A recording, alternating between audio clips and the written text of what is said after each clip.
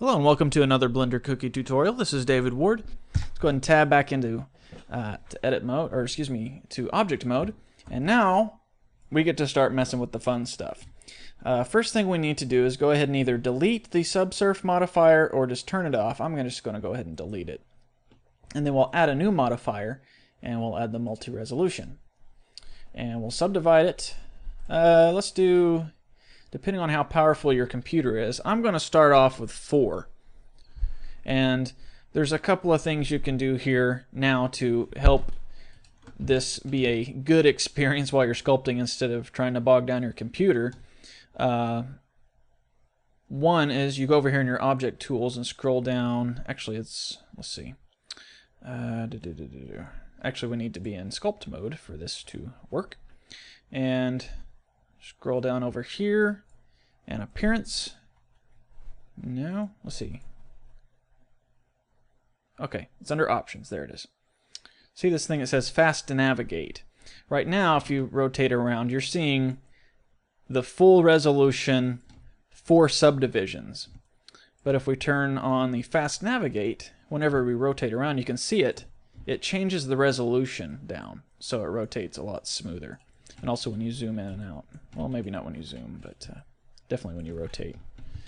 Move it around.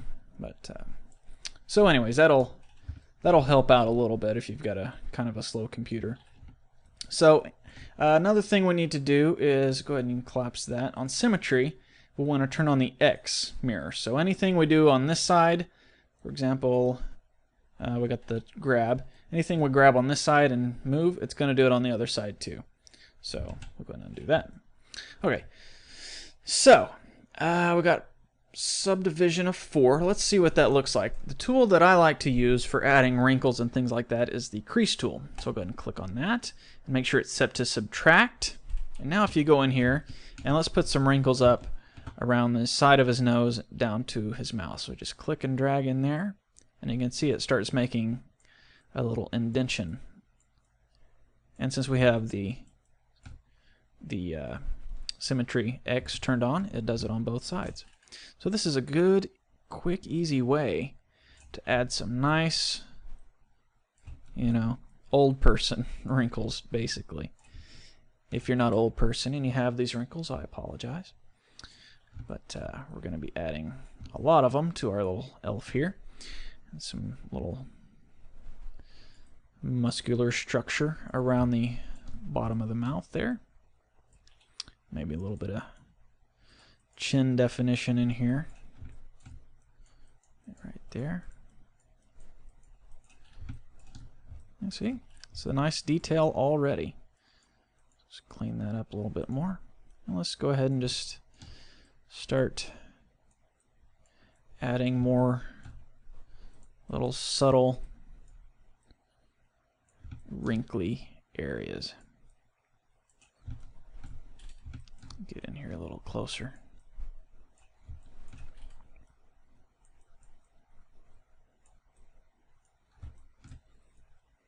Now if you're noticing your wrinkles aren't quite as crisp as you might like them to be, for example right here, you can go ahead and increase it one more subdivision. So bink, do that. Wait for it to clear, then sculpt to 5. Let's go ahead and save.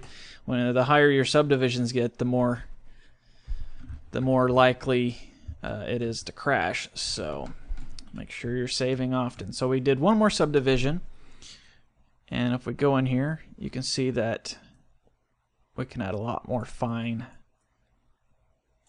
detail, some fine sculpting in there. And by fine, I don't mean good, I mean very small.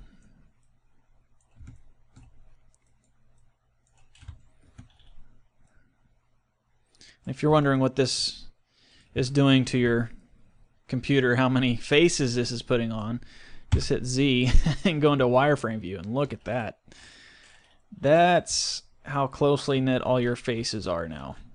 Let's come back out of wireframe. So, like I said, save often, otherwise you might crash all your hard work. So, just go in here and just start adding some more little wrinkles here and there.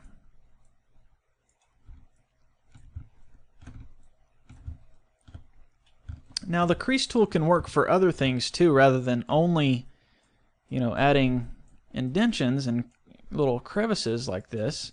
You can also set it to add, and then you can go along like sharpen, the edge of the lips, or like if say you're working on a hand or something like that, you can sharpen up the tips of the fingernails or something. So we'll go ahead and get the grab tool. The edges of this mouth are kind of bugging me. Let's go and grab that and move them. Let's get our tool a little bit bigger. Grab that and move it back some.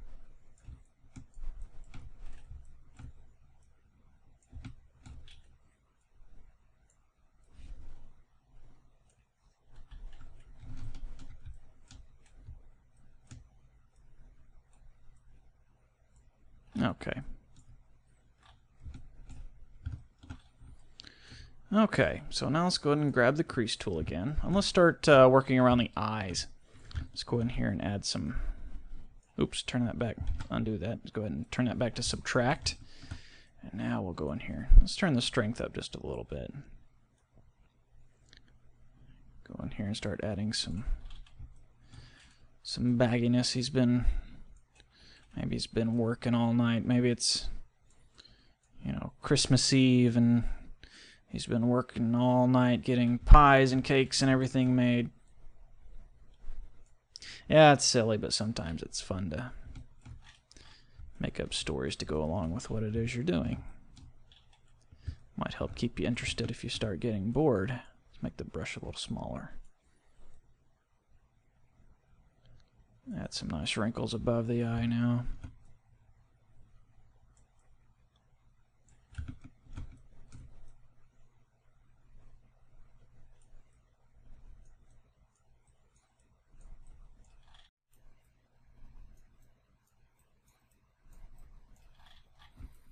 Maybe some across the bridge of the nose. Brown his eyebrows there.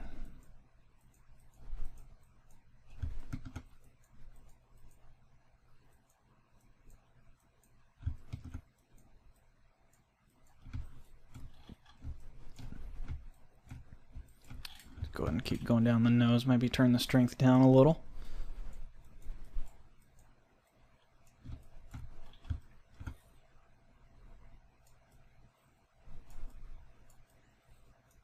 Just add as much detail as you have the patience for.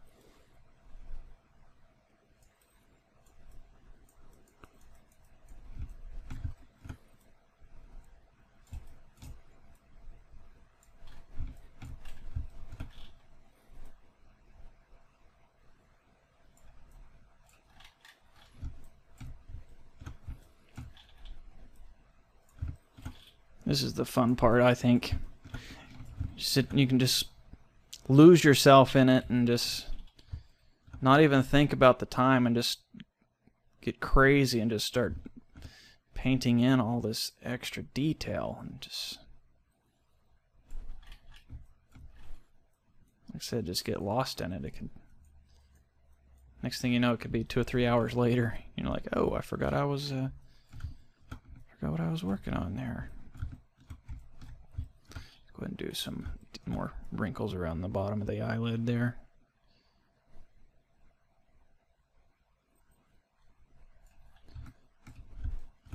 Looks like some of the bagginess around the eye, the bottom of the eye, is kind of recessed back in there. So I want to bring that back out. I'm going to go ahead and get the... there's a couple of different tools I can use. I can use the draw tool, or I can use the inflate tool. The draw tool, well, for example, you just click and drag, it's going to draw a line like that, basically. So I'm undo that, and let's do the inflate tool. It's kind of the same thing, just not quite as strong. So I'm going to use the inflate tool and get in here, lightly brush some of that bulge back out.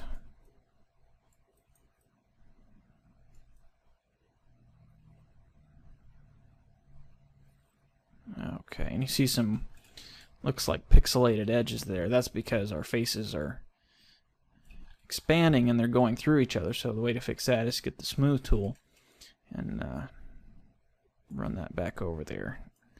Maybe make it a little stronger. Keep running it back and forth until it smooths it out. A little stronger.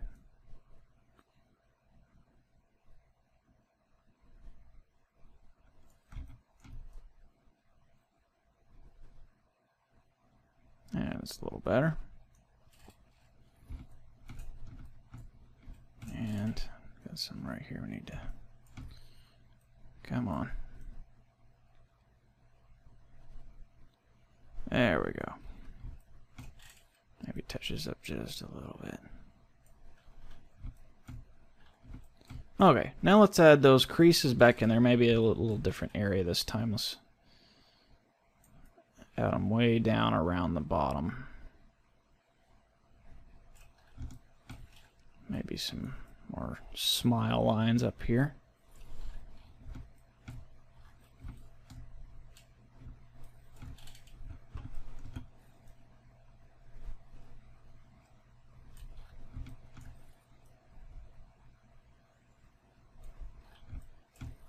Okay, so that's starting to look okay. Let's go ahead and accentuate those forehead wrinkles that we put in before. Just run our mouse in there and just kind of, like I said, accentuate them. Just add to them a little bit. Get in there a little tighter.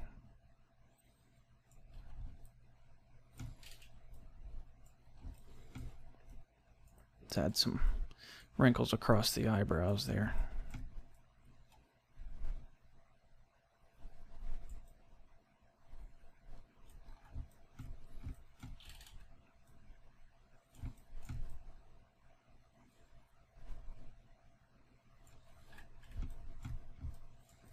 Okay, so now let's move on to the rest of the head's detail. We'll go towards the ears now. Let's add some little wrinkles around there. Let's increase the strength a little bit. It's not going quite as deep as I might like. There we go.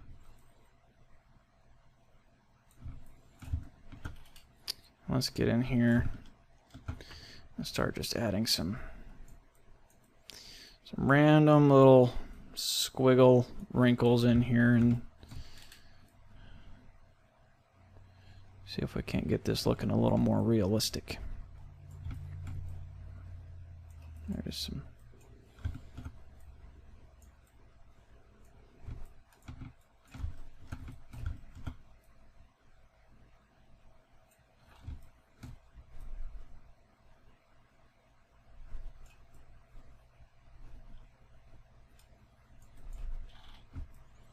Let's go around back here and try to do some around the back.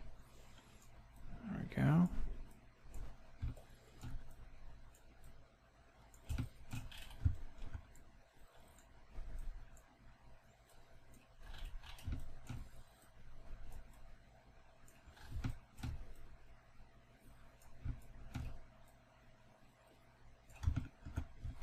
And looks like we got some sharp edges there again, so get the old smooth tool and just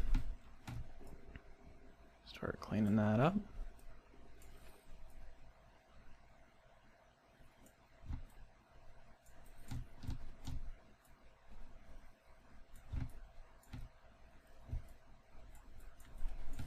Okay, now we'll crease.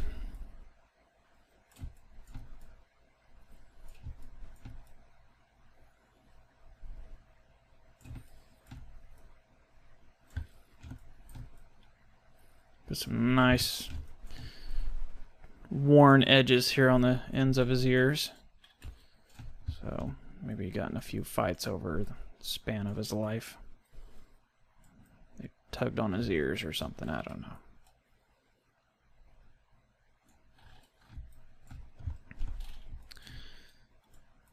Okay. So let's go ahead and add some more wrinkles across the top of his head. Let's turn that strength back down some.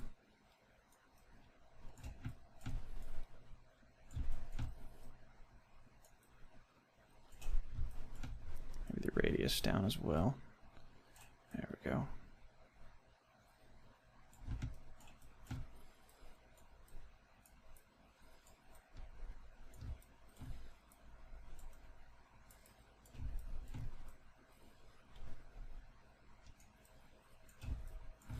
And then down the throat, just kind of a few slashes here and there. Just kind of give it a nice leathery look.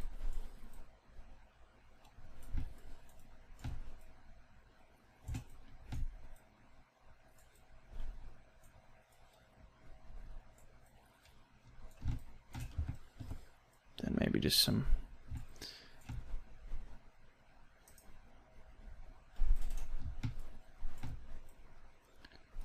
general circular wrinkles around the bottom of the neck, across the shoulders.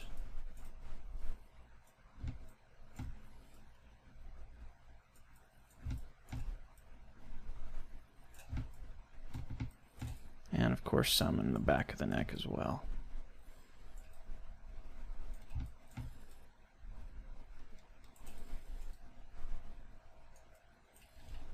Okay. So that's looking pretty decent, like a little old wrinkled old elf man something. Let's add a few more just to break up some of those smoother areas.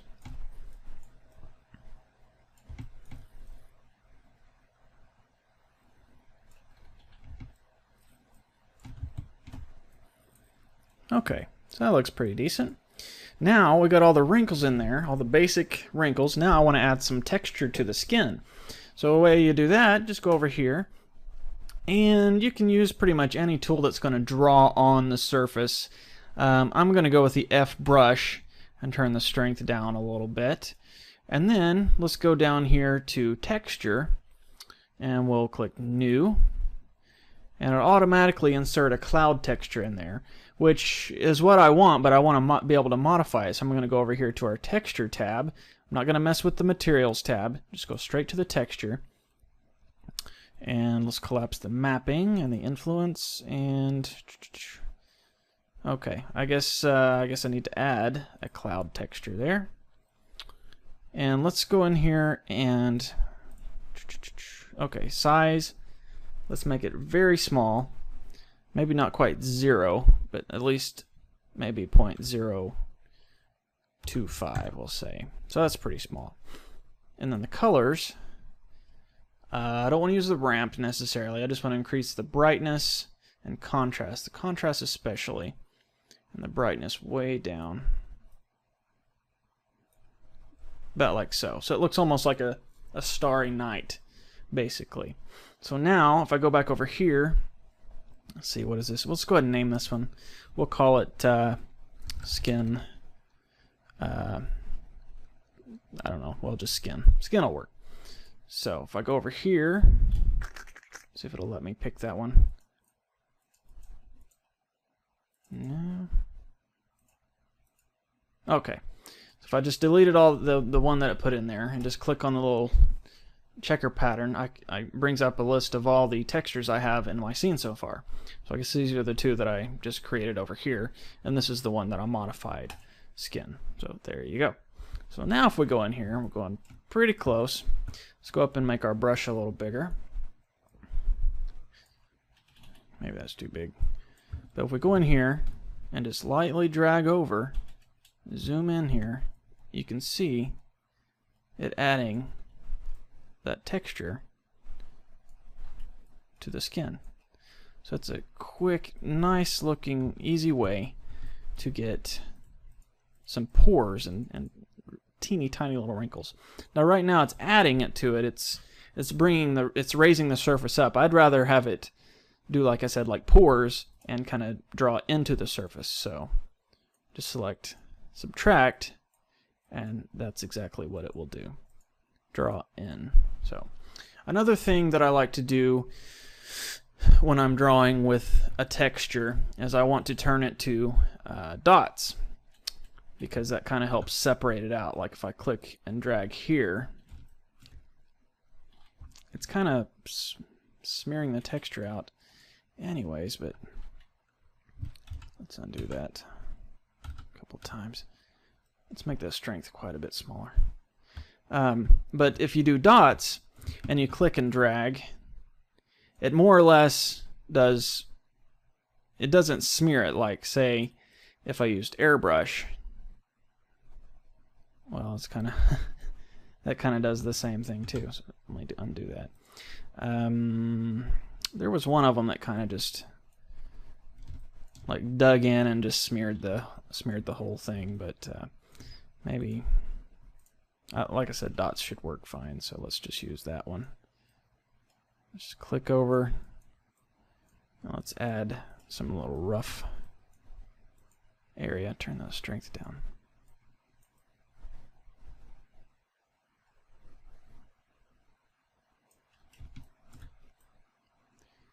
Just add some nice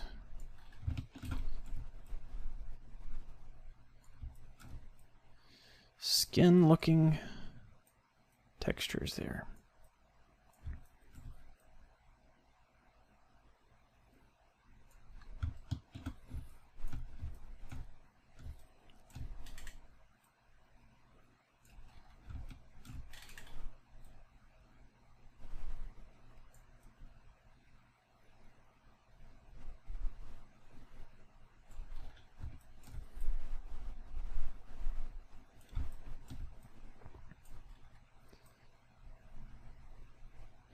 You could also, if you wanted to have like a certain type of pattern on his skin, instead of using just the cloud, you can load in an image and use it.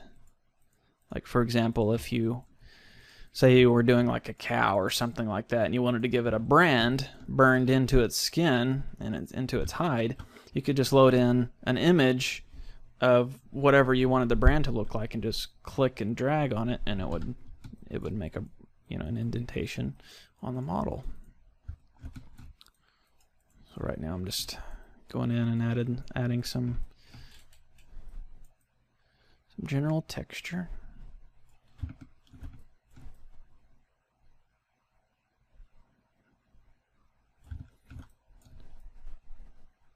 It's like it's a small thing, but it adds so much to it. It adds so much life to your model if you can add this little pebbly effect to the surface of the skin. It immediately starts looking more organic.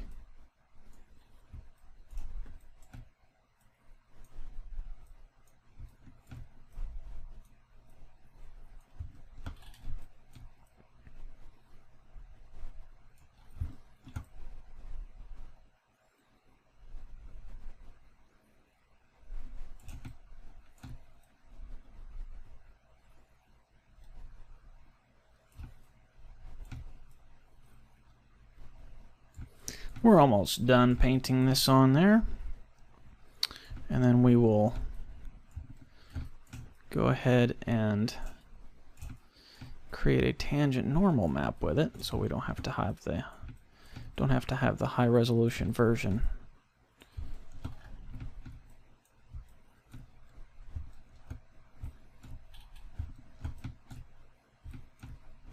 Okay, so that's looking pretty decent. And now even if you wanted to, once you get all that skin texture in there, you can go back in with the crease tool, and you can go back over some of those wrinkles that you made, and it'll help some of them look a little bit better now.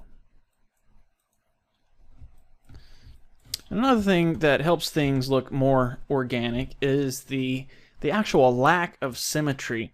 Like right now, everything's a perfect mirror image of the other half.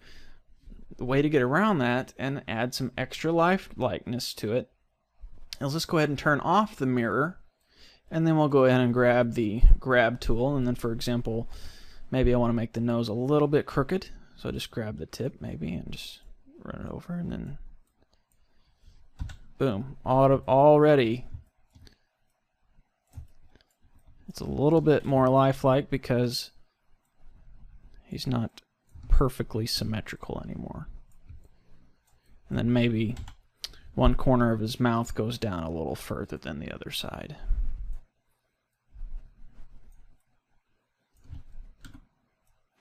And maybe the bridge of his nose is kind of at an angle.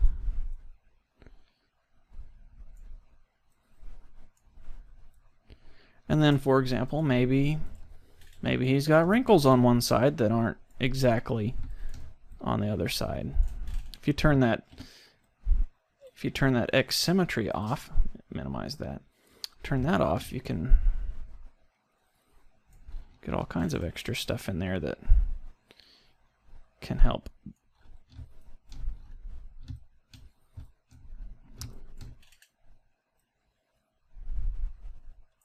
And maybe you're doing an elf that's gotten into a lot of fights and he's got a big scar across one of his eyes or something. So that's one thing you'd want to do, is turn off the symmetry so he could put a big scar across there, you know, or something like that. I'm going to undo that. And I'm going to go ahead and save this. And while we're speaking of unsymmetrical things, I'm going to go ahead and make one of the ears a little bit different, maybe. Like so. Just subtle differences.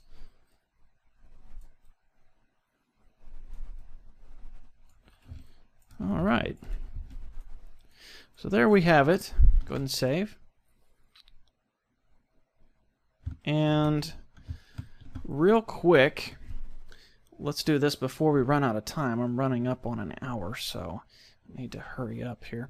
Go ahead and pop out of sculpt mode. And let's go to our modifiers and turn the preview down to, say, 2. It's fine. All the detail is still in there. If you look at it in sculpt mode, it's still there, but it helps speed things up when you just go into normal preview mode and move it around. So now we'll go ahead and save. I like to save often, as you can see. And also when you render, it's still going to render that 5 subdivisions. And therefore it'll also bake that when we get to the baking out our tangent normal map. So one thing I'm going to do now is I'm going to duplicate our model, and let's go ahead and name this one. We've been working on it, but we haven't named it yet. It's still named cube. So I just brought up my properties panel by hitting N and scroll down to item, and that's the name of our mesh here that we have. Let's name this elf head underscore head underscore detail. There we go. And now I'm going to Shift D, duplicate it, and you can see it automatically renames it to elfheaddetail.001. This one I'm just going to take off the underscore detail, and it's just going to be elf head. And I'm going to, since we kind of moved some of the mesh around a little bit with our multi-resolution, instead of just deleting this and using the tangent normal map, what I'm going to do is just set the preview down to 0, which, one thing I want to do, move this to its own layer right there, and let's go to that layer. And you can see did it keep all the movements we made? It's hard to tell. Maybe not. Okay, give it a preview of 1, and we're going to go ahead and delete the higher ones, the higher subdivisions, and it's going to give everything a detail of 1, or a subdivision of 1. So now if we go into sculpt mode, you can see all that detail is gone. But that's fine, because this is going to be the lower resolution mesh that we're going to apply our tangent normal map to. So if we tab into edit mode, you can see, actually we need to apply this now. There we go. You can see it's got a little bit higher faces now, but that's okay since we're going for more of a photoreal and not trying to get a low polygon game character or anything like that. This is an acceptable amount of polygons. So we'll tab back out, and now we need to go ahead and unwrap its UV coordinates. So let's go ahead and save, and let's click on the little diagonal lines right here, click and drag that out, and let's go right here to the UV image editor. And now I'm going to tab into edit mode of our model here and hit A to select everything, and I'm going to create a new image, and I'm going to make it 2000 by 2000 with a UV test grid. There it goes. And right away you don't see anything except white. And you're thinking, it didn't make my image. Let me make a new one. Well, it did make your image. It's just it hasn't unwrapped the UV coordinates. So what we need to do is unwrap them. So go to right here where it says UVs, and we're going to unwrap. And you can see that it unwrapped them. And let's make this full screen. You can control up. Oops, I was on the wrong one. Control down actually brings that back up. Let's click over in here. Control up will bring that up. And you can get a better look of how it unwrapped our UVs. Profile of the left side, profile of the right side, profile of the left side, the fronts of the ears, and then the back of the head and the back of the ears. So this looks like we're wasting a little bit of real estate here on our grid there. So let's control down to minimize that back. And what we're going to do now is we're going to go UVs. So we have everything selected. You have to have everything selected. And we're going to average the island scale. And it kind of makes everything fit a little bit better. Or it averages their size out a little bit better. If you go pack islands, it's going to try to arrange them a little bit better within the space. It looks like this might be the best arrangement of the space. So if you go over here and turn on texture view, you can see, if we tab out, maybe go into texture view here, you can see our UV grid. And since we did profile cutout of our face, there's a lot more smaller squares here on the nose, which means we could add a lot more detail to the nose as far as small, like the normal map. It'll actually have smaller pinpricks in there, if you will, rather than just kind of blurred out indentations. So the smaller the squares you have, that means the better, the more detail. And everything looks to be about right. That looks like a pretty good unwrapping. So going to go back to solid view, and we'll actually tab back into edit view, and let's go ahead and well, let's just do this real quick. Let's go UVs, export UV layout, and I'm already in my house elf file, elf03b svg. That'll work. By the way, I'm going to be working with GIMP when we start painting the skin texture, and GIMP doesn't like EPS unless you have some plugins or something. So we'll be going with the SVG format, scalable vector graphic. If you're working with Photoshop, I find that Photoshop likes EPS better, but I'm going with GIMP, so I'm going to be using SVG. So leave the name as is. Go ahead and export that, and boom, there it goes. Okay, so that's all that I'm going to be doing with the texture map itself. But before I go, I think I'm crossed an hour now. I might have to cut this one in half. Let's go ahead and try to get that tangent normal map cut out. So let's tab back out of edit mode, and let's hold down shift and turn on the layer that has the high res model in it as well. And go to our scene settings. Grab our, let's see. No, it's going to be render settings. Got one more over here, the little camera. There we go. And let's scroll all the way down here to the Bake tab. Go up. Let's set the settings to normal, tangent, selected to active, and clear. And let's set the margin up to 5. Okay, go ahead and save. Now, forgive me, I never can remember what order to select these. I think it's the low resolution to the high resolution. So I'm going to select the low resolution first, and then the high resolution. Hold down shift, you got to select them both, and also make sure they're exactly lined up. And now I'm going to go ahead and bake. And if I get an error up here that says no texture map to bake to, I'll know that no images found to bake to. That means I got to select the high resolution first and then the low resolution. So there we go. Now we'll bake. And I should bring up our map here shortly, baking the tangent normal map. So we'll give that a second.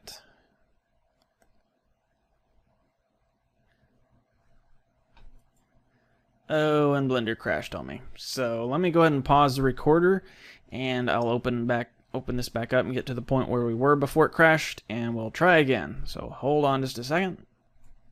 Okay, here we go. So select the high resolution first, and shift select the low resolution, and we'll try baking again. Hopefully this time it will work. So bake. See the texture bake progress up here. Looks like this might take a while. I'll go ahead and pause the recorder again, and so you don't have to sit through the whole process. So stand by. Okay, looks like it was finally started working. Okay, so we'll go over here and zoom in on our texture map. We can see all that fine little detail that we drew in there. Okay, so we'll go ahead and save this as, save the image, save as, and we'll name it elf 03B tangent, and we will save. Okay, so now before I delete it though, I want to save, let's go ahead and save as, we got elf 03B, let's name this, let's name it elf 03B1.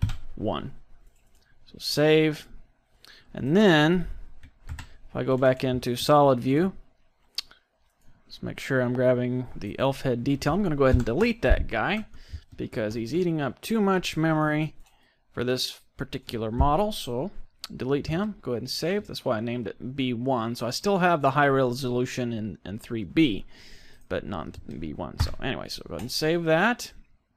Now I'm going to add a subdivision surface to our model, but since he's already got pretty good resolution, I don't need him to have two subdivisions and render. Just the one will probably be fine. So real quick, let's go ahead and add this tangent normal map. We have a material here. Let's go ahead and delete that. Let's make a new one. Let's name it elf head. Be fine. And go over to the texture tab. New texture, image or movie. Go down here and open. Actually, we don't need to open it since it's still in our scene. We just go select it right there. And go ahead and collapse that. And turn this to normal map under image sampling. Set it to tangent normal space. There we go. Collapse that. Influence is going to not be color. Undo that. Set it to normal. 1.0 is fine. Mapping needs to be UV. And if we do a preview of both, you can see the texture map there and the final result on the model there. Looks like we have it set up right. So let's go ahead and really quick get a light set up in here. We'll just use the standard light that comes in the default scene, and we'll go ahead and go to the world settings, turn on ambient occlusion, set to add factor of, let's make it 0.5, and now we'll go into our camera view, arrange it a little bit better, just grab the edge of it and then rotate it around a little bit. Let's actually, since we got the 3D cursor right there by the ear, hit period, so we rotate around the 3D cursors. There's a keyboard shortcut for that, and we'll just hit R and then rotate the camera to be more in front of our model here. And then move it down some. Okay, so now go ahead and save. And if we hit F12, we should be able to see all of our detail applied to our low resolution model. So, sorry this took so long, but we're through one of the hard parts. The next part we'll get into painting our texture map, and we might go ahead and do the eyeballs as well. So, thanks for watching. That'll be all of part 2. Like I said, it was a big one, so hopefully you were able to stay awake the whole time. So again, thanks for watching, and I'll catch you in part 3.